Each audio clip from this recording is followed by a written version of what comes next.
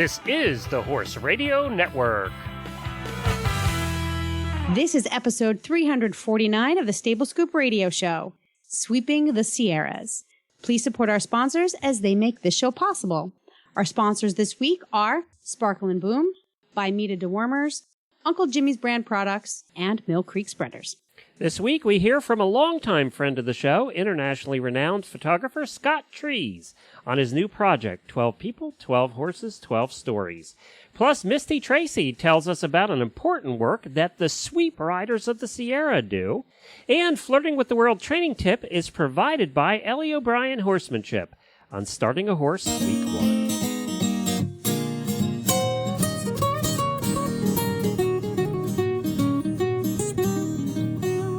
Welcome to the Stable Scoop, with weekly shows delivered right to you.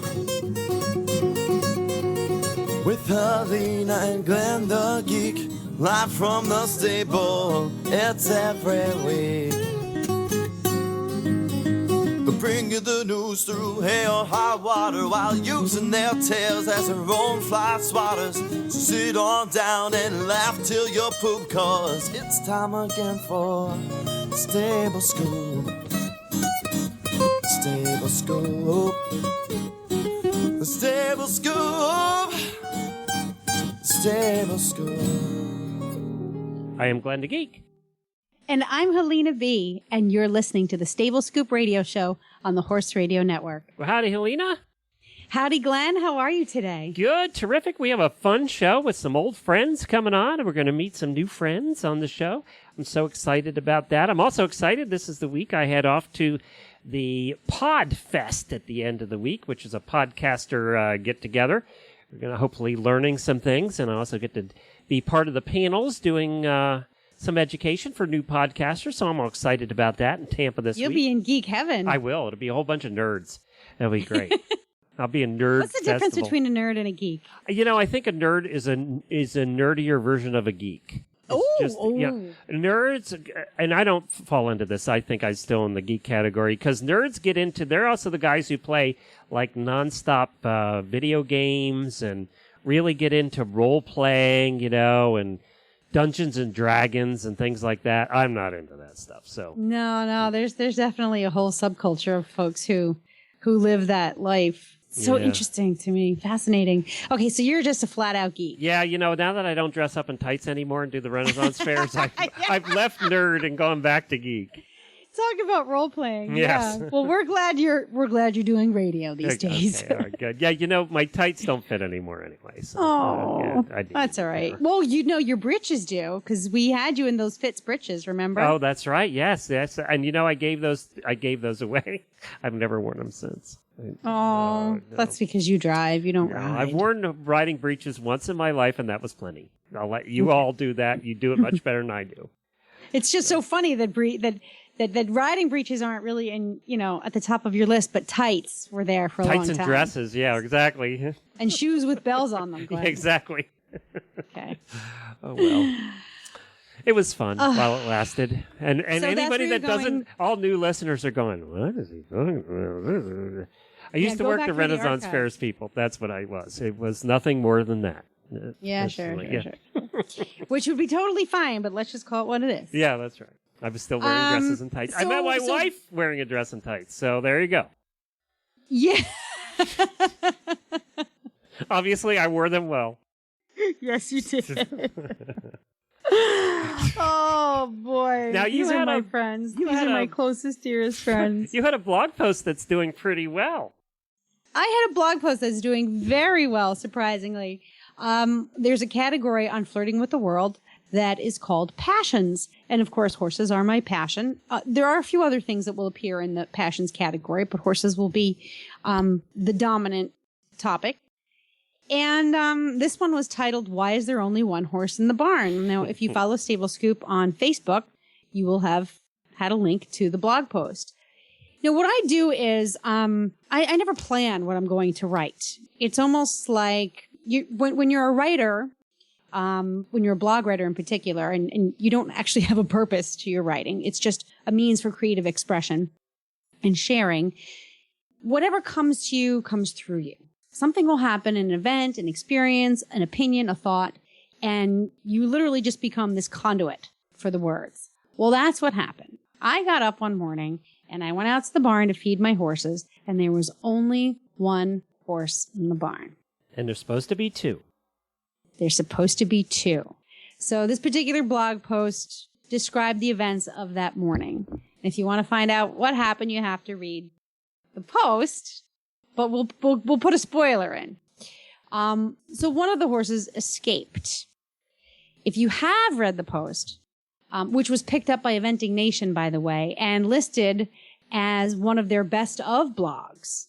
They have this Thursday news that's sponsored by Smart Pack, so it gets a lot of eyeballs on it. So I'm going through my stats and I'm getting these alerts, Flirting with the World is getting hits and blah, blah, blah. I'm like, where are all these hits coming from? Little did I know that Eventing Nation had picked it up and was distributing it. So we discovered the breach, and the older Appaloosa gelding that lives with us these days decided that the electric fencing really wasn't strong enough, and he was going to go through the 3 strands in the barnyard. And I'll tell you. And it was on, or wasn't it on? It was on. Oh, wow. It was on. And for as old as he is, I cannot believe he was limber enough to get through the 3 strands, leave it primarily intact. And so he had to be getting zapped? Here's what I think. I think the charge isn't strong enough for the thickness of his coat. Oh, because he's got his winter coat. I think, he still has his winter coat, which is taking its time shedding out. So I think he's able to get his head through and enough so it's catching him just below the wither or on the neck. Yep. And he can zip through. We had cows that were that way because their hide's so thick that you actually need a bigger charger. Yeah. With more zap. Yeah. So stupid me. And of course, he's highly and you have motivated. tape too. You just don't have the wire. You have the tape, right? I have the tape. 3 strands of it. 3 strands of it. He said, screw you, I'm leaving. And stupid me, there's, I should put up like a fence. I have a rail that goes across the opening from the barnyard. So if they get out of the tape, there's still a stone wall and brambles all around. But there's one opening in the stone wall, which leads down a path out to our back field, which is a couple of acres of budding green grass. That's where you found them, I guess. Been putting them out there, 20 minutes a day, 30 minutes. So we're up to, 2 hours a day out there. And he just wants that to be 4, 5, 6 hours. Mm-hmm. So we have to put a backup system in place. So actually, he's the smart one, was when it comes down to. Yeah, and Brody's standing there like, Ma, he's done it again. Can I have his grain? Yeah, the dummy went through the fence again. How come he gets all the good grass and I don't? Because you're not smart. I know. He is smart enough. See, Brody has a set of ethics. He knows that he shouldn't break out of the fence. He's the good He's kid. he's like, I'm the good boy, because when you're a good boy, you get things. Mm-hmm. You get things.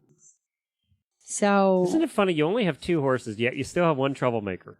It just always works that way, doesn't it? I since it was Zeke and Pie was the troublemaker. We had to put brass snaps and screw eyes in every single door in the barn because that horse could open every single door. We had to put brass snaps. Then we had Martin who came, but he was fairly well behaved. He used to just knock fence rails down because he'd be sticking his head through all the time. And then we had Nutmeg, the pony, and she was just hell on wheels. She'd be out all the time, trotting around down the street. And then then Brody came. So it was Brody, Zeke, and Nutmeg for a while. Nutmeg was the troublemaker. Then Zeke passed away, and Nutmeg went to her new home, and then Brody was alone for a while until Calypso came. And now Calypso's the troublemaker.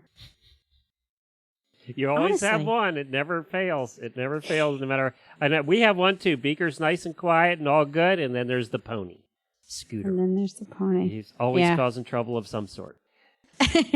But they look cute doing it. See, that's the problem with ponies is they look cute while they're causing trouble. Oh, and when you catch them, they look even cuter. I know. Then they give you those eyes, just like your child used to when she was about 4, and had just Yeah, gotten yeah. into something, But it wasn't me, Mommy. Yeah. Like, As she's what? covered in cake. Who? What? Yeah. And Wasn't she's me covered that in ate the cake. whole cake. I Yeah. didn't do it. The dog gave it to me. I remember coming home from the barn one day, and Grace was with her dad, and there was black Sharpie magic marker all over the walls and like my favorite chair in the room. Oh, no. And I was like, Grace, what happened? What happened with the marker? I don't know, Mommy. I said, did you draw on the walls? Wasn't me. Cat did it. Do it. I didn't do it. No, Mommy. They don't She was have so the naughty. mind the power to rationalize that there was nobody else that could have done it. They can't figure that out in their head. Oh, it was the cutest thing I ever saw. All right. Well, where can people find the blog if they want to read it? People can go to flirtingwiththeworld.com, and this particular entry is under passions. That's where you will find most of my horse entries. Very good. Well, let's go to our first guest right after this word from our favorite dewormer by Meta. We have Scott Trees coming up of Scott Trees Media. By Meta and Media. We have Scott Trees of Scott Trees Media coming up, who's going to tell us about a new project he's working on. He's, of course, one of our favorite photographers and has been with us for years. We all know the importance of deworming our horses, and Dr. Ellefson of By Meta Equine is helping us make sure we are doing it right. Listen for his 4-part series the first week of every month on this very show. I just wanted to remind everyone, if you are due for deworming, why not save a few bucks on the popular By Meta line of wormers, including Equimax, Bimectin, Exodus, Exodus Multidose, and Equil. You can find coupons and special offers at BuyMetaEquine.com, including a variety of rebate offers from cash to free ivermectin. You can also get up to $2 a dose back for Equimax. And while you're at By Meta Equine, get your free horse health record keeper, and you can just download it there. Plus, learn a bunch about parasites and deworming at Bimeda, that's BIMEDA, equine.com. We at the Horse Radio Network all use By Meta dewormers because we want the best for our horses, and we know you want the best for yours too. BuyMetaEquine.com, and tell them the Horse Radio Network sent you. Well, welcome back to the show, Scott. It's good to have you again.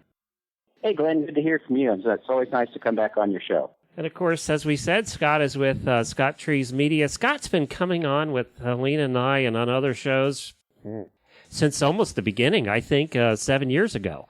So we really, yeah, I mean, it's been a long time. It has been, and it's always a pleasure. I mean, it's nice. It's been great from my side to see things grow for you. You put in a good program, and obviously you found a good market. Well, Scott, if you want to check out, too, he's done a whole bunch of tips for us over the years for photography and how to do photography, even with your crappy old cell phone for cameras. And you can do that. You can find all Scott's past appearances on the shows. Just go to Horse Radio Network and search for Scott Trees, and you'll find him on there. Well, Scott, what are we talking about today? You got some new stuff coming you've up. always had me. Go ahead. I'm sorry. I was just saying, well, you have got some new stuff coming up. I do. You've always had me on as a. We've always talked a lot about photography with some mention of video, but video has always been a big part of my business as well. And actually, there's some people in the industry that think I'm better at video than I am at stills. And I've done it for many years in a lot of varying projects in the horse world, certainly, and also in the commercial world. And so I've announced a new project this year. It's called 12 People, 12 Horses, 12 Stories. And I'm doing it in association with the Arabian Horsemen's Distress Fund, which is a nonprofit. And basically, I'm going to be creating a series of short stories about the Arabian horse. I grew up in the Arabian horse industry, and that is probably the industry I'm best known in for my photographic work. And the one thing that's happened over the years is, there was a pretty big machine in the 80s, of which I was a part of, that created this appearance of the Arabian horses when they were being sold as living art. And unfortunately, I think a byproduct of that, while it was kind of heady at the time, and that was the era when the Arabians were selling for, ridiculous amounts of money, and that it created a perception on the part of the public that they're pretty expensive and you can't do anything with them.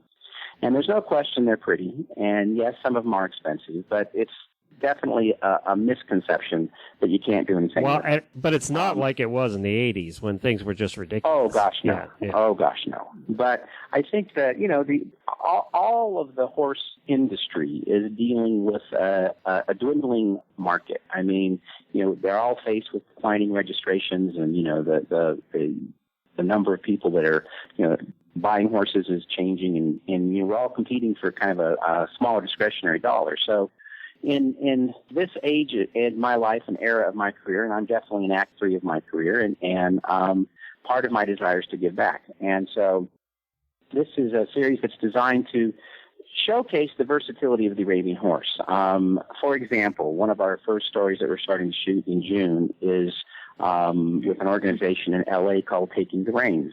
And this is an organization that deals with at-risk teams in LA and uses 15 Arabians in their program and changes lives.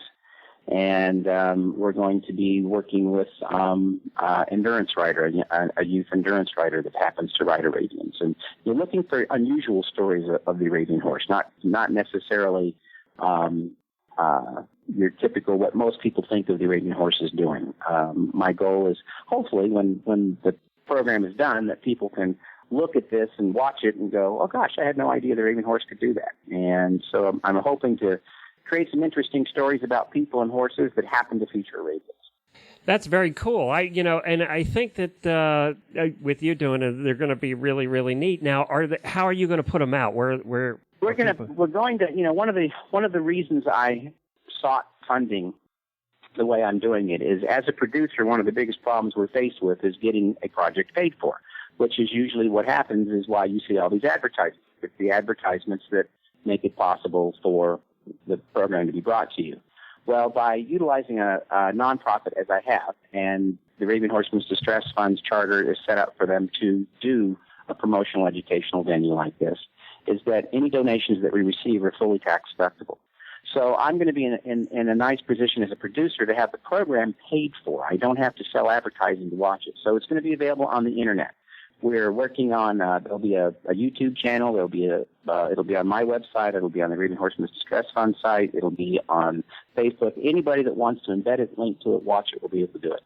That's nice. So it's accessible, and you don't have to compromise the project for that often awkward part. I mean, when you're the creative person behind a project like this, it can really jam you up if you've got to think about, how I'm going to fund this. Obviously that happens in all of these kinds of creative projects, but this is a really nice way to free yourself up to focus on what you do best, but also to make sure that the final product is accessible to everyone, which I absolutely love. And that's the whole point of it, isn't it? Like, what's the point of doing something like this? You're trying to communicate a really important message. What's the point of making that message limited to only those who could access it?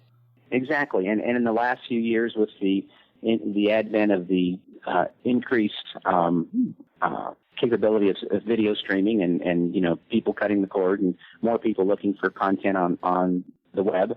And the reality is statistically that by 2016, 80% of content on the internet will be viewed on mobile devices. So, it's definitely shifting that direction. And so as a producer, it puts me in an enviable position of being able to really concentrate on the product and make it available to everybody and not have to, we still have to go out and get money. But I mean, it's a little bit different venue because there's a lot of people in the industry that believe in the breed and also want people to know what this horse can do. So it's a win-win for everybody. AHDF is benefiting from it, and I'm able to produce some interesting stories and hopefully just kind of get a different awareness level of what the Arabian horse can actually do. The Arabian Horsemen's Distress Fund, what do they do?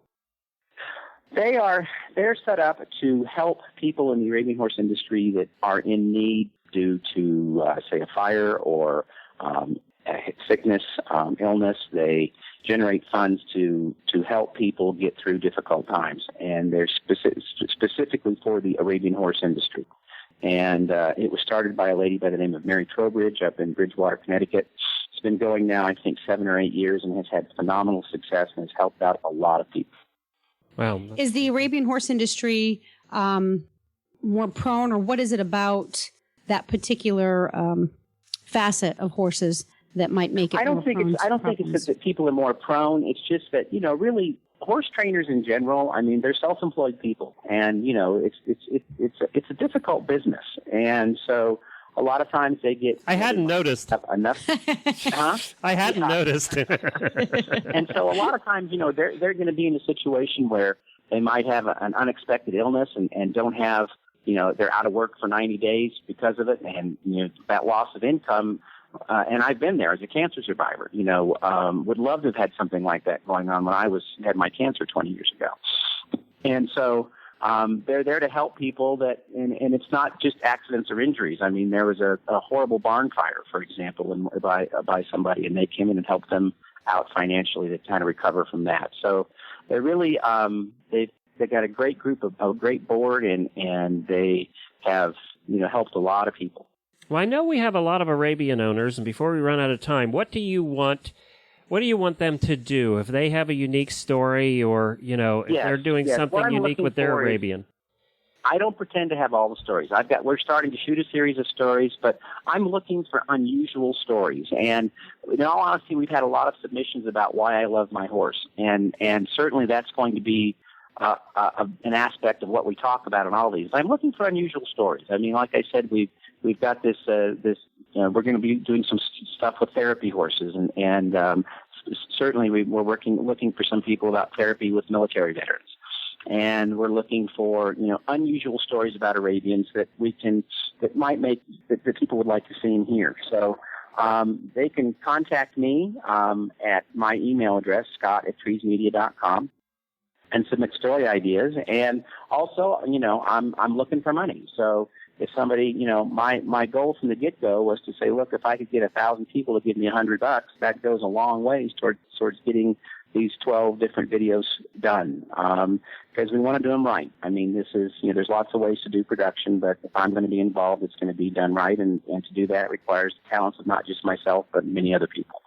So, that's what I would like. And talk it up. I mean, I'm doing this project for the Arabian industry. I'm not trying to feature any one segment or any one aspect of English versus Western versus halter versus sport horse, etc. This is about the Arabian horse itself. So talk it up to your friends. Go take a look at my website. We're working on the website, Arabian Horsemen's Distress Fund. So if you go to their website or my website, the website will be up later this week. The information will be there, and talk it up. And if you've got a little extra you're willing to send it on in. It's 100% tax deductible. And there's corporate sponsors as well. So if you work for a big company, hit up your bosses. Yeah, exactly. I mean, and we're working on some different venues right now as far as what it's also, they'll get something back. Obviously, anybody that is involved with the project will receive screen credits for an appreciation, and depending upon their level of involvement, there'll be some other perks that will come with it as well. Very good. And in addition, I would like to say that part of the proceeds that we generate also go to the Arabian Horsemen's Distress Fund. So it's helping out their organization as well. 12 people, 12 horses, 12 stories, all about the Arabian horse. Thank you, Scott. We appreciate you joining us again. We wish you all the best. I appreciate you having me back. It's always a pleasure. Hello, folks. Uncle Jimmy here, and welcome to the world of Uncle Jimmy brand products, where funny names mean serious products. Featuring Uncle Jimmy Squeezy Buns, the squeezably soft hand treat that your horse will love. The award-winning Uncle Jimmy's Hangin' Balls. Uncle Jimmy's Sugar-Free Ball. The incredible Licky Thing, also in sugar-free. The amazing Uncle Jimmy's Pecker Wrecker, and the Big Licky. The infamous Uncle Jimmy Hangin' Ball was first designed by me for my own horses to help reduce the bad habits which come from stall boredom. It now can be found around the world. This nutritious, flavored, filled boredom buster will help keep your horses occupied and happy around the clock. Properly hung, it will last for weeks, provided you don't let your horse pin it, and Uncle Jimmy knows who you are. The ball comes in 4 flavors: apple, carrot, peppermint, molasses, and now sugar-free. Once again, welcome to the world of Uncle Jimmy's brand products, where funny names mean serious products. and satisfaction is 100% guaranteed.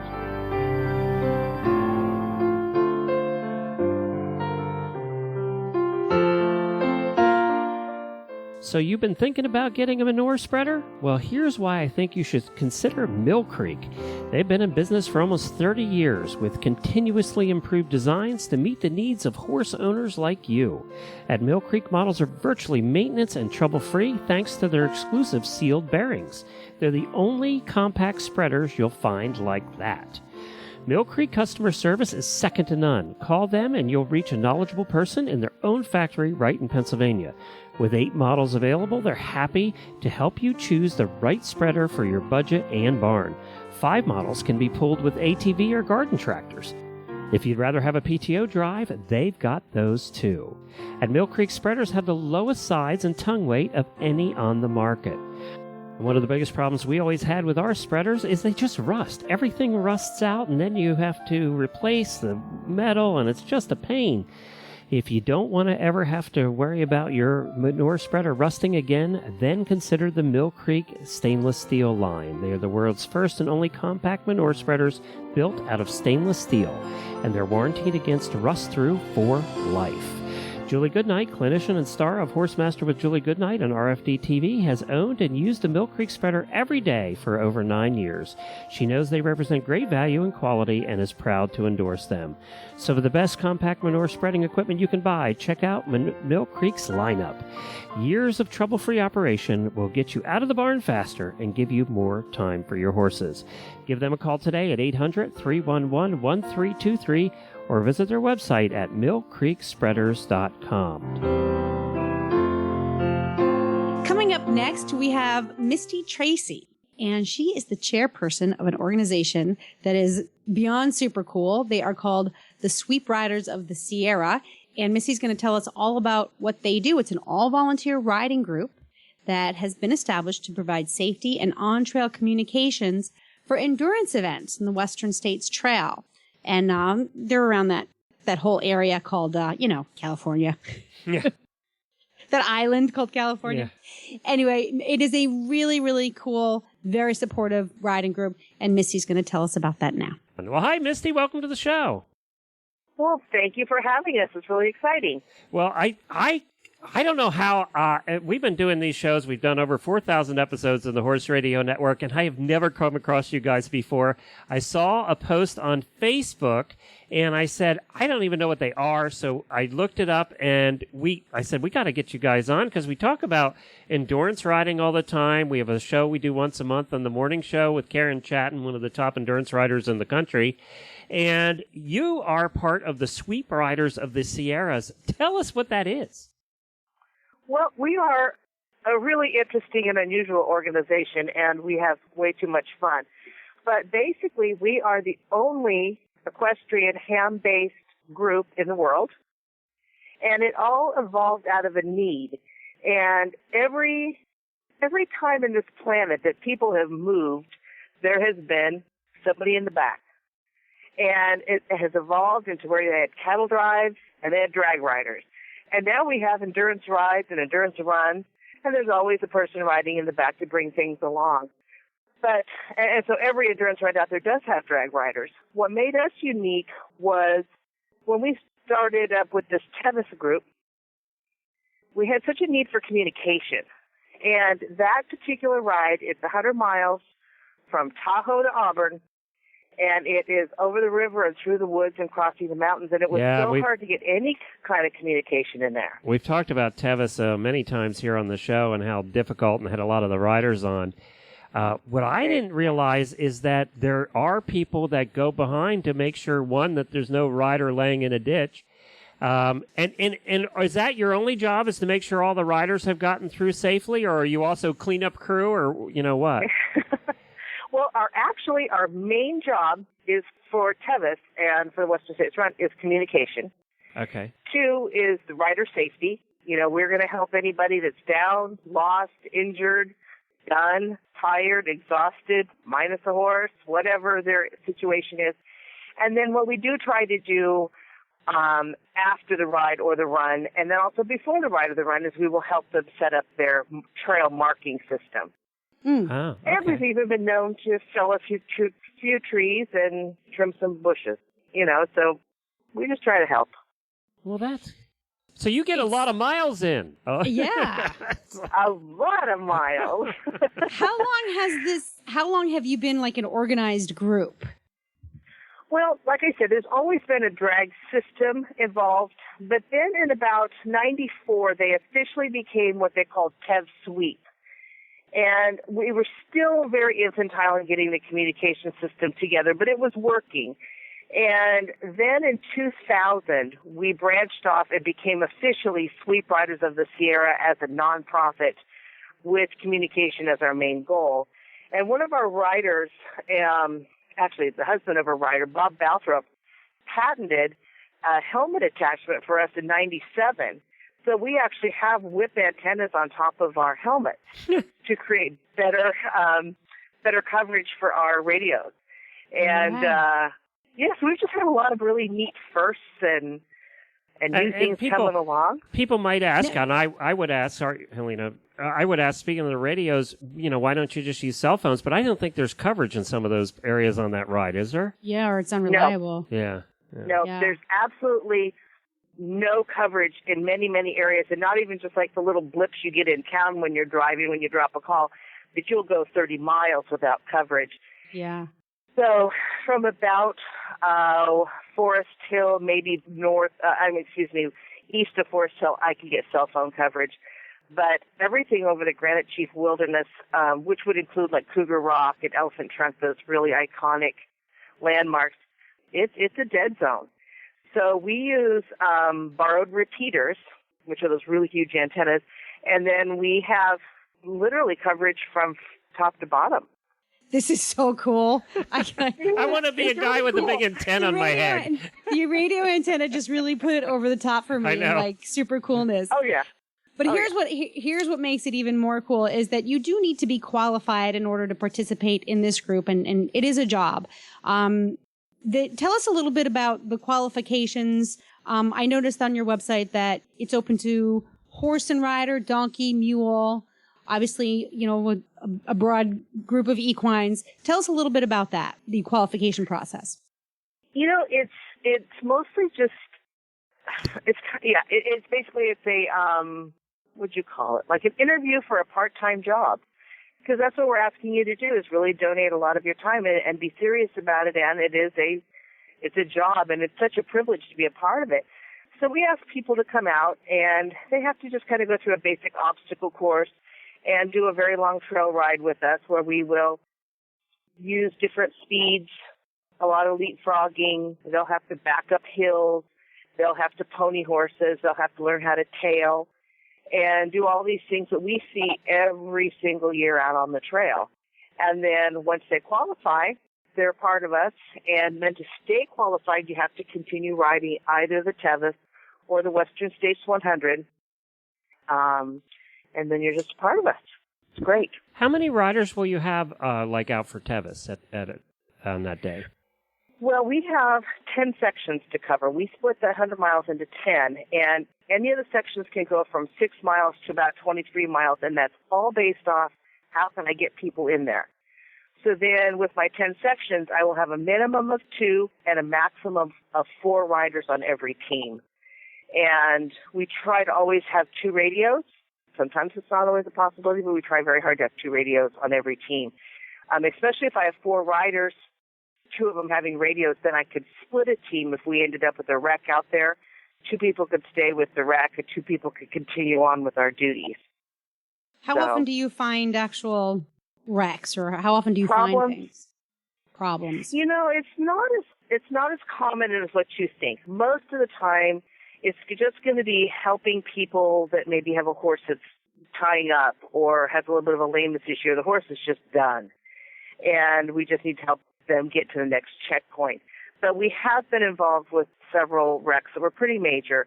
And that's the beauty of what we do with the communication, is that we can actually get them help. We can call into Net Control. Net Control can call straight over to Large Animal Rescue, and we can get them help so much faster than if we were just sending the carrier pigeons out. I'm seeing a picture here of you with the antenna on your head, and I don't know why it reminds me of the Big Bang Theory, but it kind of does. I could just see Leonard out there with the antenna on his head, but it kind of does. And I'm a geek, so I'm loving this. And this is all volunteer, right? This is all, you guys are all just out there doing it because you love doing it. We are all out there doing it because we love doing it. Exactly. And, it is fun. It is fun, and it's so necessary. You really feel like you're a part of something bigger. And you're helping people. You're helping other people accomplish their dreams, which is cool. It's just You are. cool. There's value in it. There's personal value. There's reward. There's activity. Is supportive to not only the riders, the competitors, but to the entire endurance community or trail riding community. Exactly. Now, It's like a really neat transitional organization, too, because what we end up seeing is a lot of endurance riders that are kind of retiring, but they're not done. Mm-hmm. So we can use them. And then we have a lot of people that come in as trail riders that then get fascinated with endurance riding, and they'll go on and come up with an endurance career. So it's really neat to see our people kind of ebb and flow with their interests, but yet still come back to us every year and just be real valued members. And because you guys aren't competing, you don't all have to be riding Arabs. Probably most of you are riding quarter horses or gated horses of some sort. We have an absolute mixed bag of horses. There are quite a few Arabs, but like you say, a lot of gated horses, a few quarter horses, a few oddball horses. My Appaloosa's one. That's the most expensive breed, the oddballs. They're The an oddball expensive breeds, breed. you just don't know. They're purebred oddball. But every single section requires a different kind of animal and rider. So I think people think that they have to have a flaming, wild, snorting Arab in order to do this. And it's like, no, I can use them, though, in the first 30 miles because the ride's still rolling fast. Yeah. And the terrain is not quite as technical. I mean, it's technical, but it's not steep and crazy. So they can actually move. But when we get down into the canyons, those slow steadies, I need them. Then you want a mule. Right, exactly. Yes, and we do have a mule in our group. Yeah. We do. Yes. And ponies. then Ponies you are can slow really down. good with that, too. Yeah. Yes, they can. They can be. And a lot of our sections are done at night. So then that brings a whole other element in, too, to have that nice, steady horse. Yep. What do you have, a headlamp? Do you wear a headlamp? Oh, my God, this is so cool. Well, you know what? We have found over the years, yes, we have headlamps. Everybody lights up a little differently. But we have found Yeah, we've noticed that, too. The more you light them up, the less they can. Depends on how much alcohol is consumed usually for the lighting up part. But exactly. We don't get to do that, but maybe after the ride. Not until after. After Okay, the ride, so that's what makes you different Yeah. than fox hunters is you only allowed to drink after the ride. See, that's what makes you different. I know, but they would be so much braver if they did before. Now, let me ask you No this. comment. Are these groups, does every endurance ride have these outriders, or is this only the really big, nasty ones out west? Nope. Actually, I think all endurance rides have some sort of a drag system. We're just the only ones that use radios. Okay, gotcha. The actual ham radios, I should say. I think a lot of them will get out there with walkie-talkies and that kind of stuff, but to actually get the kind of distance we need, and we're the only ones that are hammers. Well, this is very, very cool. If you want to check out more about it, it's Sweep Riders, SWEEP, riders.org is the website, and there's a whole bunch of information on there as well as photos and videos and everything. And if somebody lives out west there and wants to join up, they just contact you through the website there? Yes, please do. We have our qualifications coming up throughout the month of May, and we would love to see some fresh faces and new people. And Tevis is in the fall, right? Isn't that when Tevis is? No, Tevis is going to be first part of August. Okay. It always runs on a full moon. Okay, that's right. So they the can full moon. hopefully it's not cloudy and they can actually see something in the middle of the night. Yes, because one year, a couple years ago, we had a thunderstorm all night long, and we lost our light, and it was wet, and some of those riders are just getting back, Helena. Some of those riders are just coming home now. Yes. That's For sure. But we also do the Western States 100, which is another interesting organization to look up. It branched off of Tevis in 74, and it turned into this amazing, it's a foot race that's 100 miles on the same trail. And so we also sweep that one, and it's a whole other beast. And they also have their own website. They can look that up at westernstates100.org. And then they could also look up teviscup.org just for more information about the trail. And so with that one, you just come along and you find a runner that's just collapsed. You just throw them over the back and take them in. Yes, we do. Yeah, we do. And, you know, the runners are a different thing altogether. We've been out there in the middle of the night, and they'll be wearing trash bags and things to stay warm. And if that isn't a desensitizing system for your horse to come across the person in the middle of the night shuffling down the trail in a trash bag. Oh, yeah. And, of course, they kind of get this, they can kind of lull themselves into a little mental state where they're not really listening and paying attention. So you really need to speak with them and make sure that they're alert and they're okay and they're not in danger. But we end up picking up quite a few of them. I think if you're running 100 miles, you're in a mental state anyway. I think you started out in a mental state myself. It's just my opinion. Yes. Oh, no. They are. It's a different breed. Yeah, I'd say. It just is. Well, thank you so much for joining us. We really appreciate it. And it's Misty Tracy. She's the chairperson of the Sweep Riders of the Sierra. And the website, again, is sweepriders.org. Thank you, Misty. Well, in just a minute, we're going to have our training tip brought to you by Flirting with the World, which we heard about earlier in the show. But I wanted to mention that next week on Stable Scoop, we're going to do another episode on Lyme in people, Lyme disease in people. We did one a couple years ago. It's still our most popular episode we've ever done on Stable Scoop show. And if you remember, I don't know if you remember back that far, it's been a couple years, Helena, but we had a lady on who is part of the Lyme disease group who was very knowledgeable and told us all about what's going on and why the medical community kind of refuses to believe that this even exists. Well, she's going to come back with us and kind of give us an update over the last 2 years. Have things improved? Have they gotten worse? You know, what's the status of Lyme disease in people in America today? And if you remember right, she's the one that after we recorded with her, she talked me into going back on my diet. Yes. And that's when I went back on my diet, and I've been on it ever since, and the Lyme has actually been much better. So we're also going to have a couple of horse people with us who have contracted Lyme and who have fought the battle and have been very sick and have had doctors that haven't treated them, and they're going to tell their stories. So we have a couple of them coming on with us. And that's all going to happen on next week's episode. So tune in then. It'll be a little more serious next week, but very important and obviously something that's dear to my heart because I've been living with it for 15 years now. Yes, you have. All right, let's do this. Let's go to our training tip brought to you by Flirting with the World. This month's training tip is with Ellie O'Brien of Ellie O'Brien Horsemanship. Now back from New Zealand. Well, hi, Ellie. Welcome back to the show. Hi, Glenn. It feels good to be back.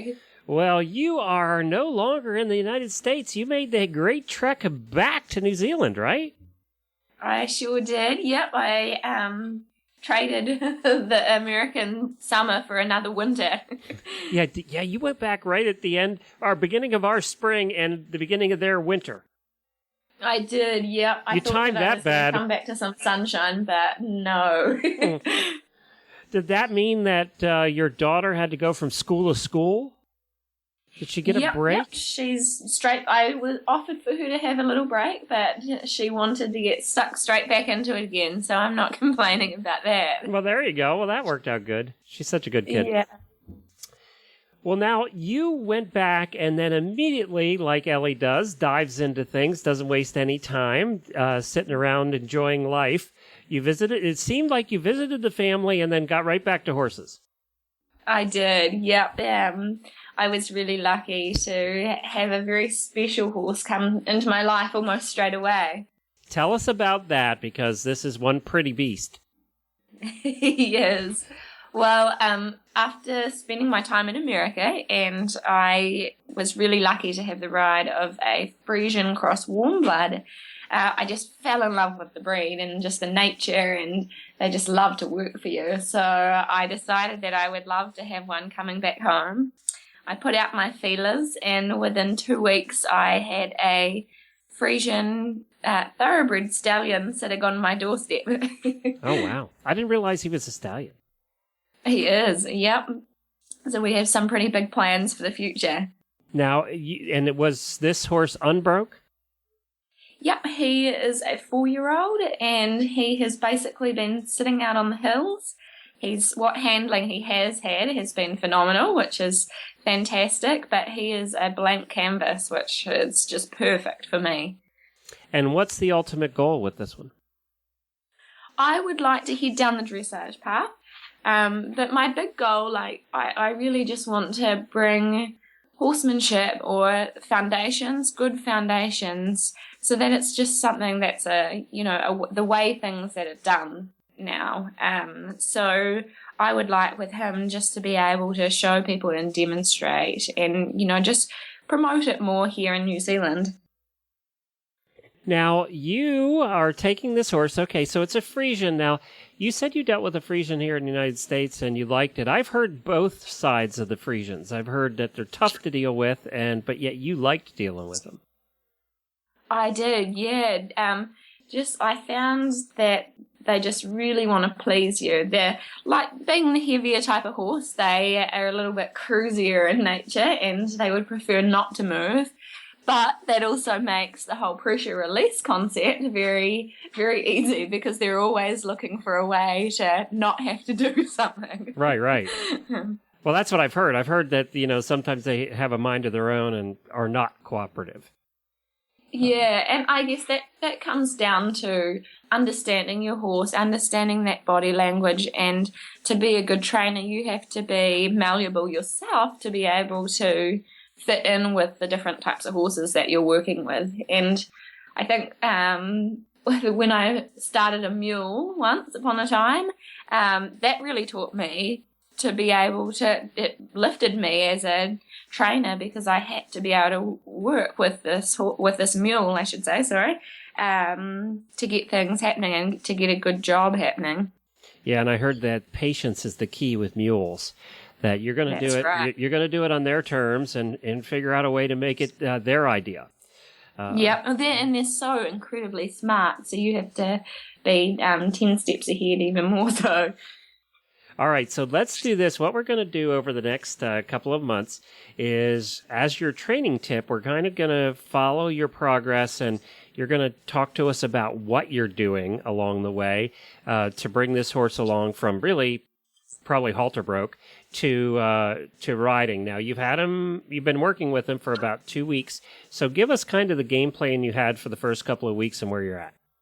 Yeah, sure thing. So I sort of wanted to, I love when I'm working with my own horses, because I really just sort of let go of any plans that I have, and I just work with them and at their own pace, and whether that be fast or slow or, just wherever I need to fit in. So the big thing to start with is you have to have this perfect balance of gaining their trust, but also, I guess, being assertive. Especially being a stallion, I didn't want to, for a minute, to let him think that he needed to be the leader in the situation. So I spent a lot of time with him just out in the pasture, just working him around myself, like as if, I was another horse. So putting pressure towards the hindquarters, getting him moving away, drawing him in towards me. Then we've been working in the round pen with getting him hooking on, doing the join up, moving the hindquarters away, the shoulders away, getting him to back up, really getting a feel for me and getting connected with him. And like I said, he's been very easy because he likes to find a way to not have to do a lot. So a big thing for us is we've got another stallion on the property. So on one side of him, he had a stallion and some geldings, and then on the other side, he had mares and foals. So getting his attention on me has been one of my big priorities, because I don't want that to go through later into, when I'm riding him or taking him out. He has to be 100% focused on me the whole time. So anytime he loses focus off me and starts calling out or looking around, I put him to work straight away. And it didn't take him long to figure out that being back by me and having his head on the ground between my legs was a good place to be. So yesterday, I think, was our 6th time in the round pen, and we didn't have any calling out, we didn't have any looking around, so that was really neat to see, those little puzzle pieces coming together.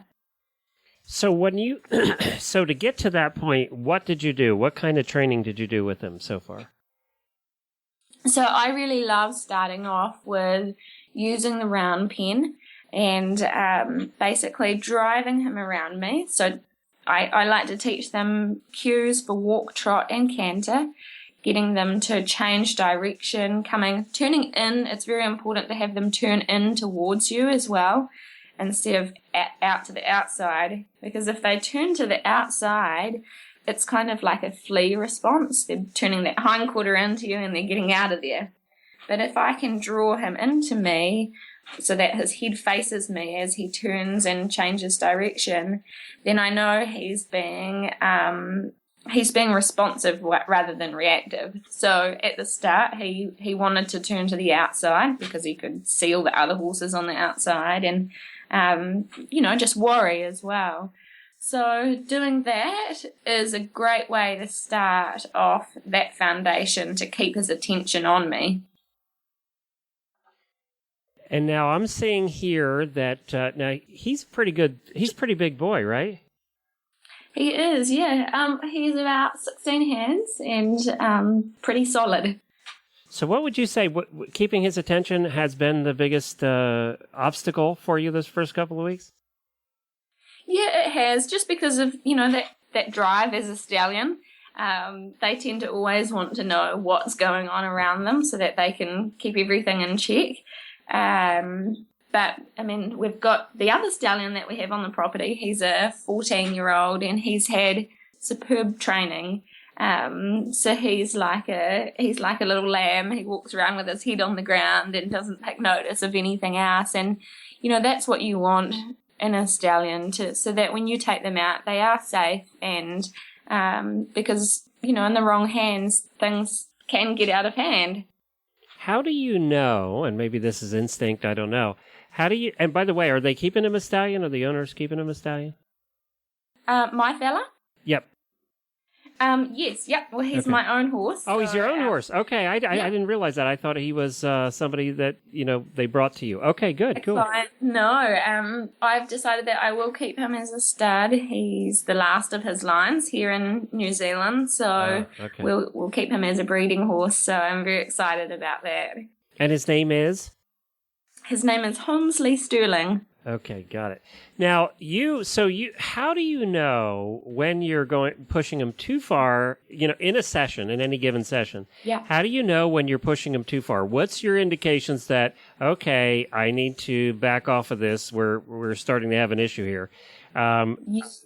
How do you know? What's the key? What are the cues that you look for?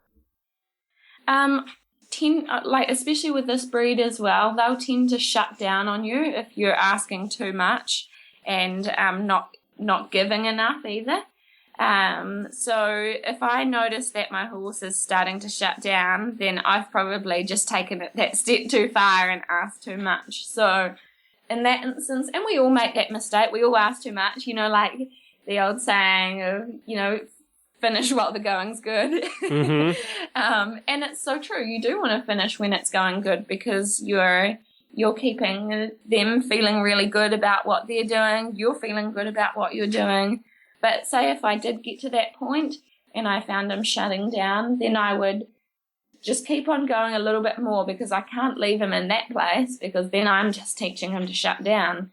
So I would keep on keep on going, get a positive response. I was just going to say direction, whatever I was working on, and then finish there. Okay, yeah, I was going to say what I tend to do is, when I'm working with the driving ponies, if they get to the point where they're doing that, then I'll have them do something they know how to do, and we end on a success. We back up a step. And end on a success rather than what you said. You're right. You can't let them think that, oh, I can do this all the time and we're just done. That's right. Yeah. Yep. Because and horses don't know right from wrong. They only know that where we give them a release and pressure is how they got out of it, sort of thing. Right. Exactly. So yeah, you're right. So that that's the way we do it in driving. It's the same way. Now, did I see you actually on his back? I did, yeah. We went out 2 days ago, and I had been doing the fence exercise, so where I sit up on top of the fence and get him to come in beside, which is great for teaching them to come up to the mounting block or a fence to be able to get on. But it's also just aids in getting them used to seeing you up above them and up behind them on their back, sort of thing, and he had no problems with that at all. So I just started putting some pressure down on his back, and we ended up sliding down and sitting on there for a few moments. And he was so kind and relaxed and not bothered by anything, which was really great. Wow. Well, congratulations. That's always a fun first step. It is. It is very fun. So, but before we take it much further than that, there are things that I like to have things 110% on the ground before I'll get to putting a saddle on and taking him and putting that first ride on him. Right, exactly. Well, good. Well, we're excited to follow along with you and your progress with him, and we'll definitely have you on every month. And we'll kind of do, and maybe what you can think about is during that month, what was your biggest challenge and how did you overcome it? What was the training technique you used to overcome it during that month? That sounds great. I think that would be great for you to keep in mind, and that could be the good tip that we do for that month's tip. Fantastic. I'm looking forward to that. Well, congratulations, and I'd say welcome home, but you left us, so... I know. I'll be back. Well, I'm glad you're home with family, and I'm sure they're thrilled to have you and your daughter there. Thank you so much. We are going to wrap up another great episode of Stable Scoop. I absolutely love Ellie O'Brien. I'm glad I'm sad that she's back in New Zealand, but glad that she's in her home country. We love our Kiwi friends, don't we? Yes, I do. And our Australian friends, too. We have a ton of listeners in Australia and New Zealand. Go ahead. It's appropriate that Flirting with the World would sponsor our global partners in training. So this is kind of a nice little partnership. And I didn't get the chance to tell you that over the last about 10 days, we've had a ton of downloads of our Horse Radio Network app. I don't know what happened, but it's been about 10 times normal every day. I don't know if we got bumped up on one of the lists, and maybe the App Store bumped us up and highlighted us or something. But we're getting so we welcome, if any new listeners are listening on the app to the Stable Scoop Show, we hope you go back and take a listen to all the past episodes, which go back 7 years now. So wow, there's a lot of content. Now, if you want to listen, there's 24. The way it works is the app has 25 of the last episodes for all the different shows. If you want to go back past that, you have to go to our website and take a listen at stablescoop.com. Be sure to log on next Friday for another episode of Stable Scoop, where we are going to talk about Lyme disease. What's the word? The next something in the series? Installation. There we go. That works. The next installation in the series. This is what happens when I try to get all sophisticated. She hasn't had her flask out this morning yet. That's the problem. No, I've had coffee. For details about today's show, go to stablescoop.com. We post links, photos, and more information about the guests that we have on the show. So if you'd like to dive in a little bit into our guests today, again, you can find them at stablescoop.com. Yeah, I can't talk today. I know. And can I give a plug? Can I give a plug for my wife's show? We don't do that enough. My favorite show on the network. Take a listen to Horse Tip Daily is one of the shows that you'll find on the app or at horseradionetwork.com. Horse Tip Daily is a series of almost daily tips that that Jennifer records with guests or we take off of the other shows. So head on over to Horse Tip Daily. Jennifer puts together all the different tips about horseback riding and life and anything to do with horses off of the other shows, and she records some of her own, and you'll find them all over at Horse Tip Daily. What's it up to? It's up to about 1,300, isn't it, Helena? It's a lot of tips. It's a lot of tips. Yeah, it's a lot of tips. Thank God it's searchable. Yeah, and you can search it. You can go over there and put nutrition. You can go over there and put photography, and you'll find Scott Trees on there, who are our previous guest today. All different kinds of things, and Jennifer does a great job with it. She does a fantastic job, and her guests are wonderful. Okay. Now what? Oh, yeah. We love your feedback. My God. You know what it is? It's like this little timer went off. Ding, and I can't talk, so I'm letting you do all the talking here. I know.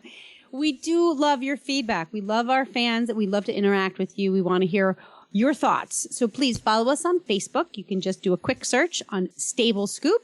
We're also on Twitter. Our Twitter ID is Horse Radio, all one word. And where else are we? That's it for now. That's good. That's enough. Funny. That's enough. Many thanks to our sponsors, Flirting with the World, Buy Meat Dewormers, Uncle Jimmy's Brand Products, and Mill Creek Spreaders. Be sure to visit all the great shows on the Horse Radio Network at horseradionetwork.com. Well, Helena, that's it for this week, and that's enough. Holy cow. Yeah, I don't think I could make it through anymore. We will have more next week. Until then, happy scooping.